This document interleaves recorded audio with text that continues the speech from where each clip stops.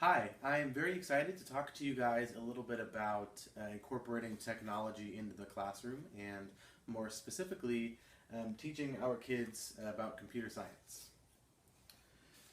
So I want to start by saying that I firmly believe that it's really in the best interest of everybody involved that we start teaching children computer science at a young age. And this will ensure that by the time they graduate high school, they will have a great foundation and set of skills when it comes to computer science. And with computers running our world at an ever growing rate, um, preparing our children to work with computers is gonna prepare them for success. So I want to start by talking about computer hardware. And if you were to pick up a beginner's computer science book or technology book, the first couple of chapters most likely are going to be about computer hardware because that really is the foundation of a computer is its hardware. So I think that if you were to have a computer and take it apart, obviously unplugging it first and then take it apart, and kind of loosen up some of the pieces and let a child tinker with it and play with it and get their hands on it, that's a great way to introduce them to computers and how computers work. I really think that it would give children an idea of the tangible aspects that make a computer run. So that brings me to software coding, and Codable.com provides 5 really great reasons to teach kids to code. And the first is that it empowers kids. And the reason that it empowers kids is because they're creating something with their own imagination. So they're able to go on the computer, write code and program and create something, and not only create something, but be able to manipulate it and control that as well. And the feeling of being able to create something and control it is a very empowering feeling. And the second reason is because it's as easy as learning a language, which really it is. It's a different way of thinking about something, and it really is a language. It's a computer language. And we all know that children, if we teach languages to children at a younger age, with the way that their brains are developing and how quickly they're developing, they're able to take this information, understand it, and retain it. And that is an incredibly important part of why I think we should start teaching this at such a young age. The third thing is that diverse early learning will benefit kids, and most importantly, it benefits their psychosocial development, and it helps them in being able to make logical connections, and they're able to translate that into their social lives. So the fourth thing is because they become fluent with technology. So it goes from simply interacting with the computer, just being that simple input, somebody that clicks on a link and opens up another page. It goes from simple interaction to being able to create something. And that ability to create something will allow the children to express themselves in new ways that they hadn't been able to express before. And the fifth reason is that, simply put, we need more programmers. In the next 10 years, there will be 1.4 million programming jobs and only 400,000 computer science grads. So that leaves 1 million jobs open that need to be filled. And if we can get our kids learning computer programming starting at a young age, by the time they get out of high school and all these jobs are available, they're going to have years of experience and knowledge and skills that they've built up that will allow them to fill these jobs without needing a computer science degree.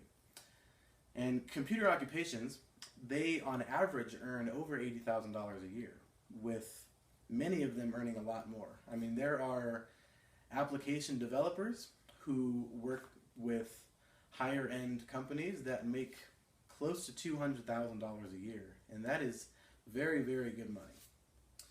So, talking about software coding, this brings me to a program that I really believe is pretty remarkable. It's called the Hour of Code. And it's a worldwide movement that introduces children to computer science. And it not only does that, but it also teaches them how to program, and it does so in a way that is really, it's really interactive, but it's also very simple and it's fun. And as you can see here, the screen kind of cut this off a little bit, but I started doing a little bit of coding with the Hour of Code, and this was a simple screenshot that I did of an activity where I was coding and I was moving this little guy around the square. And so it's very fun, it's easy, but it also teaches you how to code. And this is a pretty basic way of doing it, but it really, that's what coding is all about. So so this brings me to my last slide, which is 4 ways to successfully incorporate computer science. And the first is to simply implement computer science classes. And easier said than done, I know, because you have to get if you're wanting to implement that into the school district, you're going to have to get the approval of the superintendent to be able to get these classes in there and get these kids learning. The second thing is allow computer science to count towards graduation, and so this is really once you get to high school. If you can have these classes count towards graduation, I know that they have there are certain electives that you have to take in order to be able to graduate, and I think if you can add computer science to a list of electives that I believe that they should have to take it. But at that point, it's up to the district's discretion to decide whether or not they want that to be an optional class or if they want it to be a necessary class. The third thing would be to make courses accessible for all, and there are a lot of people who are mainly for women. I got this list from a website that had to do with women and computer science, and it says that women are really underprivileged when it comes to computer science because they're not involved as much as men are, and so they're a website that wants to get more women coding and get them more involved in computer science, and I completely agree with that. So making the courses accessible for all types of people is really what's going to get this train running. So the last thing is to improve teacher preparation and professional development. And when you improve teacher preparation, I would say that could be something like when you have a teacher, when you want to implement this program of including computer science, you should pick a teacher that wants to do it and have them take a certification class if they're not already certified and knowledgeable enough about computer science. And with professional development, kind of the same thing. You would just have certification classes that your staff has to go through in order to be able to really implement this kind of program and have it be successful. So that's about all I have for this. The next slide, I'm going to show you the sources that I got all of my information from. So the first one here, Hour of Code. It's simple, just code.org. And I really suggest that you guys check that out. It's a great website. Even if you're not that interested in this particular topic, I think it's fun. So I think why not check it out? And then Codable.com, and also the NCWIT, which is the National Committee for Women in Information Technology. So thank you very much.